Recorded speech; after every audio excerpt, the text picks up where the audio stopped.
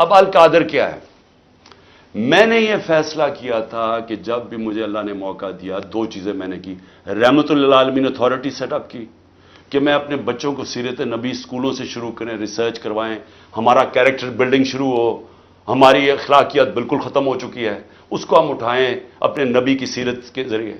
اور دوسرا میں نے یہ یونیورسٹی رحمت للعالمین اتھارٹی، اور یہ دوسرا یونیورسٹی کا سوچا، القادر یونیورسٹی، جس میں ہم نے کوشش یہ کی کہ سیرت نبی کے اوپر ہم ریسرچ کریں، انٹرنیشنل اسکالرز کو میں نے انگیج کیا، اور پھر ٹیکنالوجی بھی پڑھائی جائے بچوں کو۔ یہ اس کا مطلب تھا کہ ماڈرن ٹیکنالوجیز بھی پڑھائیں، آرٹیفیشل انٹیلیجنس ایسی، اور ساتھ ساتھ اپنی لیڈرشپ ڈیولپ کریں سیرت نبی کے اوپر، ان کے کیریکٹر کے اوپر، اور لوگوں کو تیار کریں۔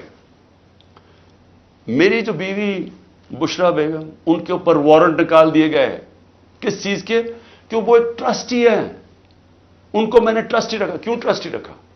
کیونکہ سیرت نبی میں ان کو انٹرسٹ ہے، انہوں نے بڑی پڑھا ہوا ہے اس چیز کے اوپر، انہوں نے پڑھا، یعنی وہ ان کا شوق ہے کہ یہ سیرت نبی پھیلائی جائے، تو اس کو ٹرسٹی رکھ دیا۔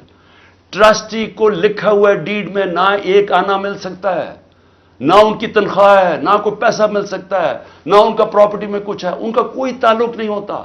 ٹرسٹی کا صرف کام ہوتا ہے کہ جس وجہ سے ٹرسٹ بنا تھا، مثلا شوکت خانم ہے، تو شوکت خانم اگر غریبوں کا 75% مفت علاج ہونا تھا کینسر کا، تو یہ نہ ہو کہ وہ 50% کر دیں، یعنی اس لیے ہوتا ہے ٹرسٹ، جو پالیسیز ہوتی ہیں وہ۔ باقی پروفیشنل چلایا جاتا ہے، چاہے وہ القادر ہو، چاہے نمل یونیورسٹی، چاہے شوکت خانم ہو۔ نہ مجھے 1 روپے کا فائدہ آج تک شوکت خانم سے ہوا ہے، نہ نمل یونیورسٹی سے ہوا، اور نہ القادر سے ہوا، کیونکہ القادر ایک پروفیشنل اب وہ چل رہا ہے، وہاں سارے بچوں کو مفت تعلیم مل رہی ہے، جو بھی القادر میں پڑھ رہے ہیں سب کو مفت مل رہی ہے، اور ان کو جس طرح میں نے آپ کو کہا کہ اس کا مقصد کیا۔ یہ کہہ رہے ہیں نیب کہ مجھے ذاتی طور پہ فائدہ ہوا، کدھر؟ اچھا، کیونکہ پیسے کا تو کوئی بتا نہیں سکتے، مجھے کیا پیسے کا فائدہ ہوا؟ تو کہہ رہے نہیں، سیاسی طور پہ آپ کو فائدہ ہوا، کہ جس طرح القادر سے میری سیاست چمکی۔ یہ ہے کیس۔ میں صرف آپ کو یہ بتانا چاہتا تھا کہ اتنا پروپیگنڈا ہو رہا ہے، لوگوں کو بتا۔ 4.5 گھنٹے مجھے نیب میں بٹھایا، اور بار بار یہی پوچھتے رہے کہ جی دیکھیں آپ کو تو اس سے بڑا فائدہ ہوا ہے۔ اور ملک ریاض کو آپ نے کیوں کیا؟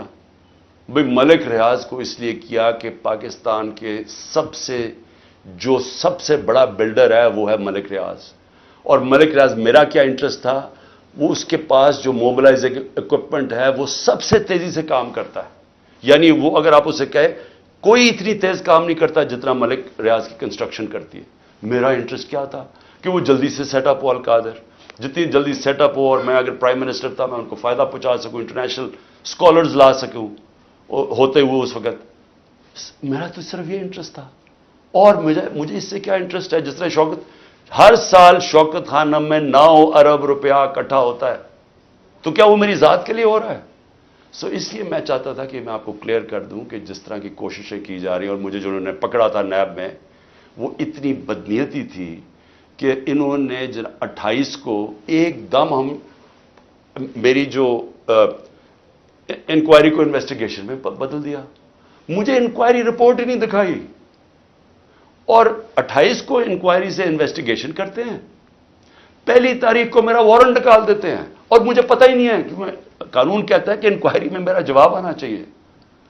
اور جس دن میں اٹھاتے ہیں مجھے وہاں سے رینجرز آ کے، مجھے جس آپ کے سامنے جو طریقہ انہوں نے اختیار کیا مجھے اٹھانے کا، اس دن میں بیل لینے کے لیے بیٹھا ہوا تھا، کیونکہ ہمیں اخباروں سے پتا چلا کہ انہوں نے انویسٹیگیشن کر دیا، کوئی انصار عباسی کا آرٹیکل آیا 30 اپریل کو، تب ہمیں پتا چلا کہ انہوں نے انویسٹیگیشن کر دیا۔ میرے وکیل نے لکھا لاہور اسلام آباد ہائی کورٹ کو، یہ کیا مذاق ہو رہا ہے؟ تو میں اس دن اسلام آباد ہائی کورٹ اس پہ جا رہا تھا عدالت میں، جب انہوں نے ادھر سے اغوا کر کے باہر لے گئے اور پکڑ کے، جب میں جب جیل میں پہنچا تو پہلے ہی دفعہ تب انہوں نے مجھے انکوائری رپورٹ دکھائی۔ تو یہ تھا سارا ڈرامہ۔